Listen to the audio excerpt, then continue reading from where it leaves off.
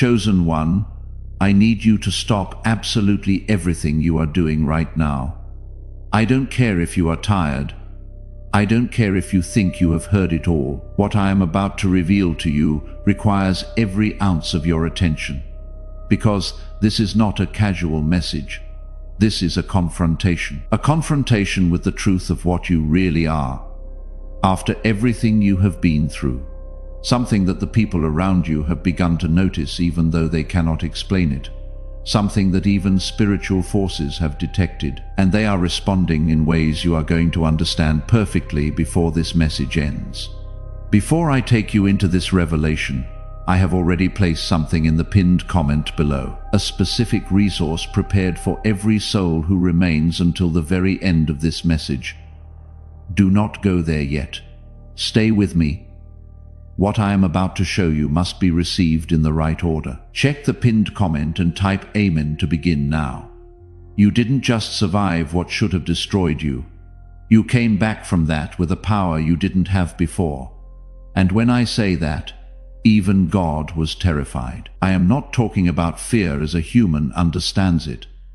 I am talking about that sacred astonishment that occurs in celestial dimensions when a soul demonstrates something that defies all projections that existed about it. You did that, and you didn't even realize exactly when it happened. Subscribe to this channel right now and activate all notifications, because what I am going to reveal to you about the transformation that occurred within you while you thought you were just suffering is going to permanently change how you understand every trial you faced and every dark night you crossed alone. Stay until the end, because I am going to show you exactly what kind of power awakened in you. Why does that power terrify darkness as much as it astonishes heaven? And what does this mean for absolutely everything that is coming into your life? Write 777 in the comments if you feel that something inside you changed irreversibly, as if you had crossed a threshold from which there is no return. Chapter 1. The destruction that wasn't destruction. I need to take you back to a period of your life that you would probably prefer to forget. A period where everything seemed to be falling apart at the same time, where the blows didn't come one by one, but in consecutive waves that didn't give you time to recover before the next impact. You know exactly what I am talking about. There was a moment, or perhaps several moments in a row, where you genuinely asked yourself how much more you could bear, where the pressure was so intense that you could feel it physically in your body, where exhaustion wasn't just mental or emotional, but something that penetrated to your bones, losses you didn't expect. Betrayals from people you never imagined would fail you. Doors that closed without explanation. Opportunities that evaporated just when they seemed certain. Loneliness in moments when you needed support the most. And the hardest thing of all, the feeling that God Himself had abandoned you. Because let's be honest, there were moments where you prayed and the heavens seemed like bronze, where you asked for answers and only received silence, where you looked for signs and found nothing to indicate that all this had any purpose. I am going to tell you something that perhaps no one has explained to you correctly. That period was not an accident. It wasn't bad luck. It wasn't divine punishment for something you did wrong. It was a forging process. And the difference between forging and destruction is something you can only understand after having gone through the fire. When a blacksmith wants to create a sword of true quality, he doesn't work with cold metal. He has to introduce that metal to extreme temperatures. He has to strike it repeatedly. He has to bend it. He has to subject it to pressures that would seem destructive to anyone who doesn't understand the process. But the blacksmith knows something the metal doesn't know while it is being struck. He knows that each strike is eliminating impurities. Each moment in the fire is reorganizing the molecular structure. Each bend is increasing resistance. What seems like destruction is actually refinement. You are subjected to that process. Not because God wanted to see you suffer, not because the universe had something against you, but because what was destined to emerge from you required a purification that only extreme fire could achieve. Think about this carefully. Before that dark period, There were things in you that limited you, even though you didn't know it. Fears that kept you small. Attachments to people or situations that blocked your true path. Beliefs about yourself that didn't correspond with your true potential. Comforts that kept you stagnant. The fire burned all of that, not in a gentle way, not in a comfortable way, but effectively. And what remained after everything that could be burned was burned is exactly what you are now. Something that cannot be destroyed because it already went through destruction and survived. Right, I was forged in the comments right now. Not for this channel, for your own spirit, because it needs to hear your voice agree with what just became clear. If this channel has been a lamp in any part of that dark season, if these words found you in the middle of what should have broken you, there is a way to sow back into this work. Go to the description and pinned comment below and find the link to buy me a coffee. Not as an obligation, as an act of overflow from someone who knows what it means to have a lamp in their darkness. Heaven records every seed sown in faith. Chapter 2. What was being forged while you thought you were dying, while you were going through that dark season? While each day seemed harder than the previous one, something was happening inside you that completely escaped your conscious perception. Your soul was being rebuilt, not repaired, not patched. Rebuilt from the foundations with completely different materials. Let me explain how this works, in terms you can understand.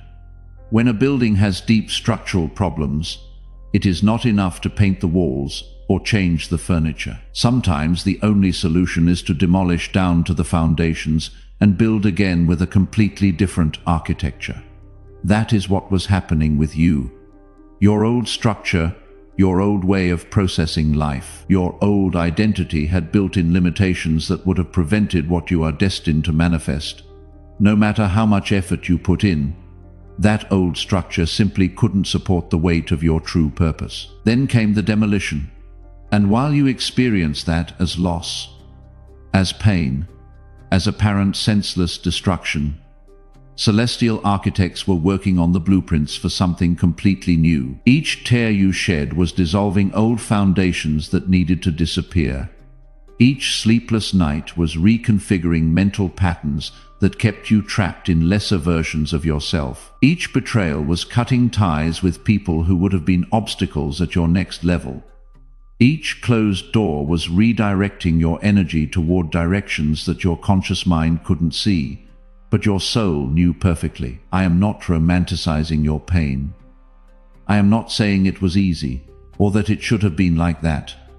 I am explaining to you what was really happening, so you can finally make sense of what seemed to have none. Because here is the truth that few understand about the chosen ones.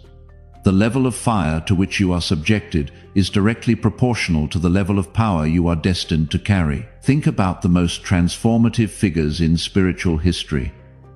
Job lost absolutely everything. His possessions, his children, his health, the respect of his community. Even his wife told him to curse God and die. He went through a devastation so complete that he became synonymous with extreme suffering. But Job wasn't destroyed by that. Job was forged by that. And what emerged afterward was someone who received double of everything he had lost, plus something much more valuable. An understanding of God that only comes through having traversed the depths. Joseph was sold as a slave by his own brothers. He was falsely accused and imprisoned for years. He was forgotten by people who promised to help him. Each time it seemed his situation would improve, something made it even worse. But Joseph wasn't destroyed by that. Joseph was positioned by that. And what emerged afterward was someone with the authority to save entire nations, including the very brothers who betrayed him. David was hunted like an animal for years. He had to hide in caves. He was betrayed repeatedly. He lived as a fugitive when he had a promise of kingdom over his life. The distance between his reality and his promise seemed impossible to cross. But David wasn't destroyed by that. David was prepared by that. And what emerged afterward was someone called a man after God's own heart. Do you see the pattern? The fire wasn't random. The destruction wasn't purposeless. It was calibrated precisely to forge what was needed. If you just recognized yourself in that lineage, if something in you resonated with Job's season, Joseph's years, David's caves, then go to the pinned comment below right now. There you will find the link to join a community of souls carrying this same pattern. People who came through their own fires and are now walking in the inheritance that was forged in those flames. Sow your seed of connection into this community. You were not placed in this lineage to walk the next chapter alone. If something in this is beginning to shift how you understand your own story, leave your like right now. Let that be your quiet agreement with what heaven already decreed over your life. And you are part of that same pattern. Chapter 3, The Power That Terrifies. Let's talk about what emerged from you after the fire, because it is not what you think. It is not just that you became stronger. It is not just that you developed resilience. It is something much deeper and more significant. You developed access to frequencies of existence that aren't available to those who haven't gone through what you went through. Let me explain this in practical terms. Before the fire, there were dimensions of reality you couldn't perceive, spiritual dynamics you couldn't detect, patterns you couldn't recognize, truths you couldn't access, not because you were incapable, but because your system wasn't calibrated to those frequencies. It is like a radio that can only tune into certain stations because that is how it was built. But the fire recalibrated you. It literally changed your internal wiring. And now you can perceive things that previously were invisible to you. You can feel spiritual atmospheres before they manifest physically. You can recognize patterns of destiny that others cannot see. You can detect truth and deception with an accuracy that borders on supernatural. You can navigate spiritual warfare with a wisdom that wasn't available before. This is not ego. This is not thinking you are better than others. This is understanding what actually happened during your transformation and why this power terrifies certain forces. Because a transformed soul that maintained its integrity through the fire, a heart that went through hell and came out without bitterness, a spirit that was crushed but not broken. That is something extremely dangerous to darkness, because it cannot be manipulated the same way. It cannot be deceived with the same lies. It cannot be controlled with the same fears. The old tactics don't work on someone who already survived what should have destroyed them. Think about what this means. Someone who lost everything and learned they could rebuild. Someone who was betrayed and learned they didn't need those who betrayed them. Someone who walked through darkness and learned to generate their own light. That is not someone who can be easily threatened. That is not someone who can be bought with promises of comfort. That is not someone who will compromise their truth for acceptance. And that terrifies the forces that depend on keeping people small and controlled. And this is exactly why what you carry now was never meant to be walked alone. The pinned comment below holds the door to a community of souls who went through their own fires, who emerged recalibrated, carrying exactly the frequencies you now carry. People who understand without explanation. Consider stepping in. What you are now is not what you were before. And this isn't just poetic language or motivational talk. This is literal spiritual reality. In celestial dimensions, there are classifications, categories of souls, according to their development level and demonstrated capacity before the fire. You were in one classification after the fire, you were reclassified. This happened automatically, not because someone decided to reward you, not because you earned points for suffering, but because your transformation was so complete that it literally changed your spiritual DNA. Right? I agreed in the comments. Heaven already recorded this. Your declaration in the natural realm is your agreement with what was signed in the celestial. It is like someone who goes from being a student to being a doctor. It is not just a title change. It is a fundamental transformation in capacity and authority. And just as a doctor has access to areas and information that a student doesn't, Your new classification gives you access to dimensions of reality that weren't available before. But here is what most don't understand. With new classification comes new visibility. You are on radars now that you weren't on before. Both heaven and hell are watching you differently. Heaven because it is preparing assignments that match your new capacity. Hell because it recognizes a threat it needs to neutralize. This explains a lot of what you have probably been experiencing lately. Strange resistance in areas that used to be simple. Intensified spiritual attacks when you are on the verge of breakthrough. Unusual levels of opposition to things that should be straightforward. It is not random. It is a response to what you became, and you need to understand this to navigate what is coming correctly. Because the battles you are facing now are not the same battles you faced before. They require different strategies, different levels of discernment, different types of spiritual weapons, but you have access to all of that now. That is what the fire gave you. Before I take you into the final chapters, go to the pinned comment right now. You see 2 specific resources there. For souls who have arrived at this level of transformation, a way to sow into this work and a door into community with others on the same frequency. They will mean more to you today than they would have at any other point in your journey. Check the pinned comment now, then come back. Chapter 5. The divine terror you generated. When I say that even God was terrified, I need to clarify what this really means in Hebrew. The original language of much of sacred scripture, there is a word, yira. It is often translated as fear, but it doesn't mean fear. We understand it in human terms. It means reverent awe, sacred astonishment. That feeling that arises when encountering something so magnificent, it exceeds all categories of normal understanding. That is what happened in celestial dimensions when you emerged from the fire. Not because God didn't know what you were capable of, but because seeing potential manifest into reality always creates a sacred moment. Even for the divine, it is like a father who knows his child is talented but still feels overwhelming emotion when he sees that child perform on stage for the first time. The knowledge doesn't diminish the impact of the reality. God knew what seed was planted in you, but seeing that seed survive the fire, watching it grow through impossible circumstances, witnessing it bloom, despite all the reasons it shouldn't, that creates yira, sacred astonishment, divine terror in the sense of overwhelming magnitude.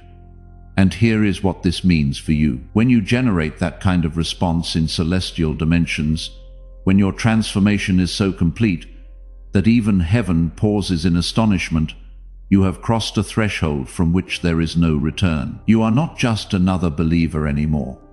You are not just another person trying to be spiritual. You have become evidence, living proof of what is possible when a soul refuses to be destroyed by what should destroy it. And that evidence carries a weight that affects reality around you differently than before. Chapter 6. The responsibility of the transformed. With this power comes something most people don't talk about. Responsibility, not in the sense of burden or obligation that drains you, but in the sense of sacred stewardship of what was forged in you. You cannot use this power casually. You cannot deploy it carelessly. You cannot waste it on petty things because it was purchased at a cost too high to be squandered. Every tear you cried during the fire, every night you survived that you didn't think you would, every betrayal you endured without becoming bitter, every loss you absorbed without losing yourself, all of that has value, immense value. And what emerged from all of that must be handled with corresponding care. This doesn't mean you cannot make mistakes. This doesn't mean you have to be perfect. It means you need to be conscious, intentional, deliberate with how you deploy what you became. Some will try to manipulate you using this responsibility. They will try to make you feel guilty for having boundaries. They will try to make you feel selfish for protecting your energy. They will try to make you feel obligated to everyone who asks anything of you. Don't fall for this. Sacred responsibility is not the same as being everyone's savior.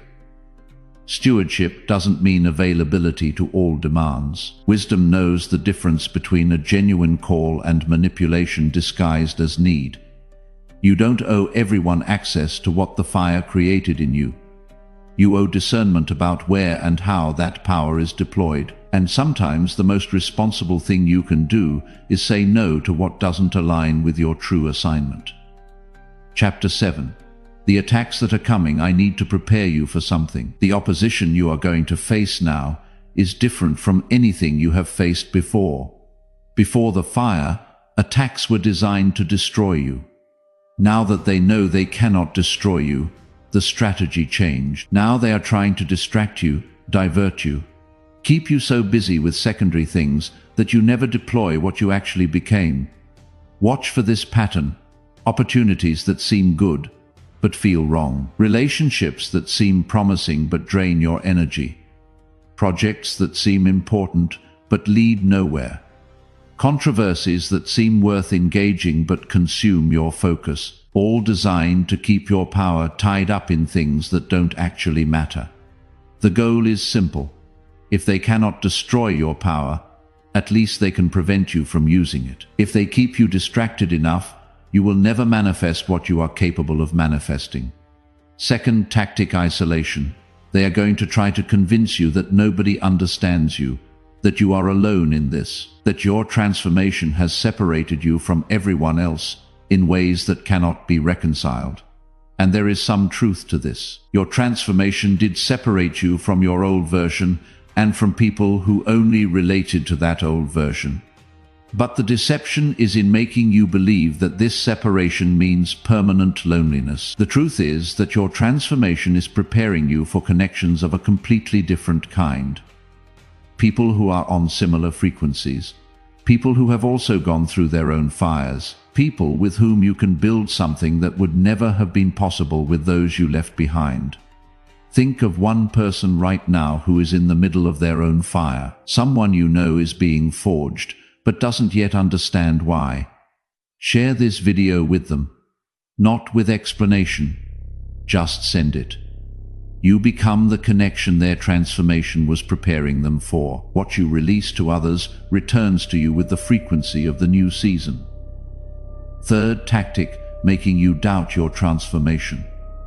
This is subtle but effective. They are going to try to convince you that nothing really changed, that you are still the same as always, that the changes you perceive are illusion or exaggeration. They will do this by bringing up memories of your past failures, amplifying your current mistakes to make them seem bigger than they are, using the voices of people who knew you before and cannot see who you are now. The goal is to make you operate from your old identity again, because if they achieve that, they neutralize the power you developed.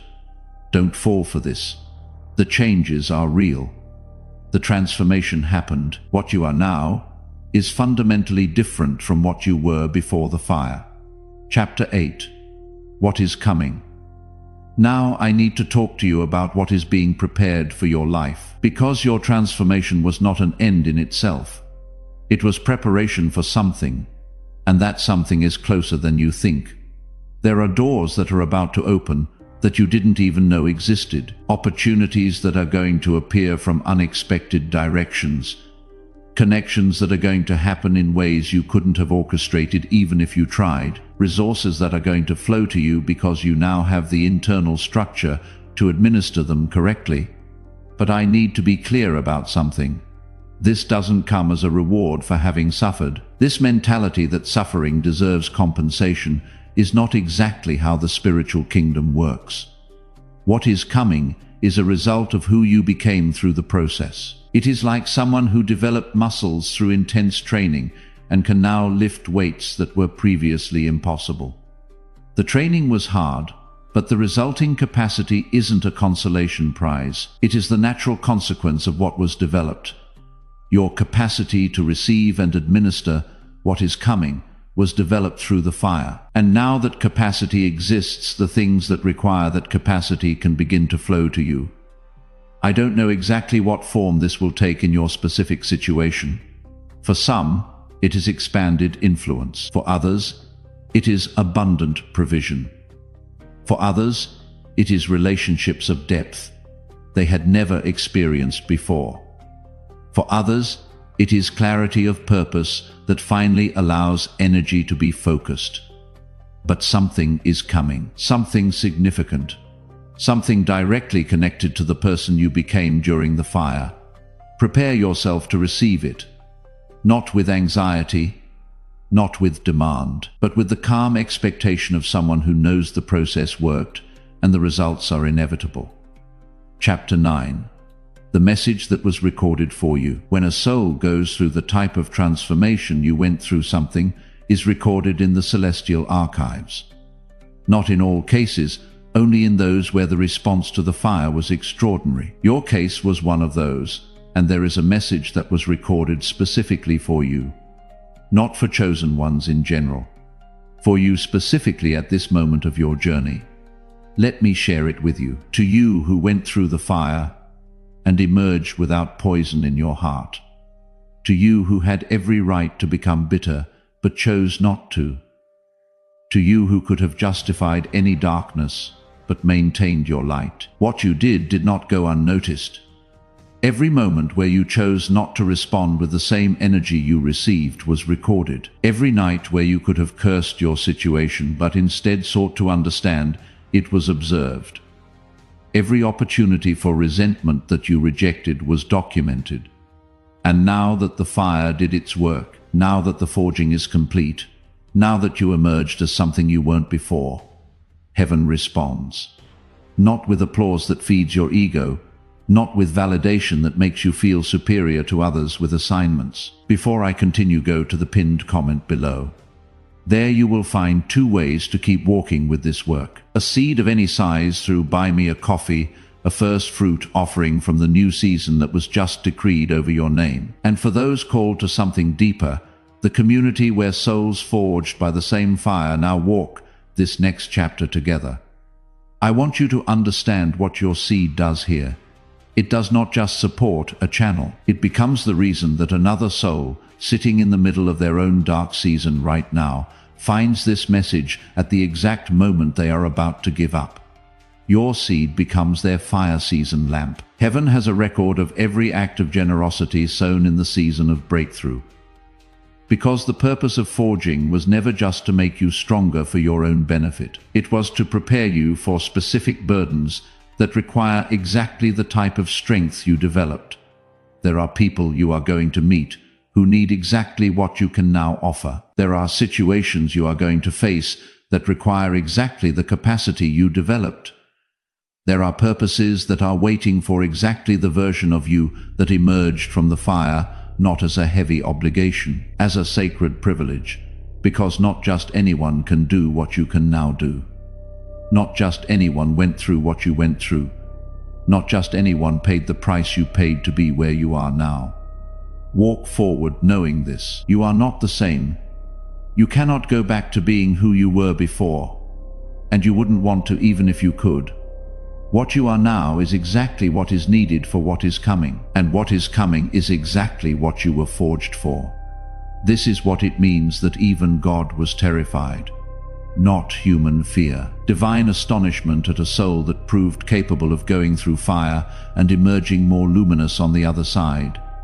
That soul is you, and all of heaven is watching what you will do now. If this revelation resonated in the depths of your being, if you recognize that you went through a fire that transformed you in irreversible ways, and if you confirm that you are ready to operate from this new identity forged in the flames, write 777 in the comments to seal this truth in your consciousness. Subscribe to this channel and activate all notifications to receive more revelations about your true identity and the power that was activated through everything you went through. And before you go, click on the video that is appearing on your screen right now to discover exactly how your new spiritual classification activates specific assignments that are being prepared exclusively for someone with your level of demonstrated transformation.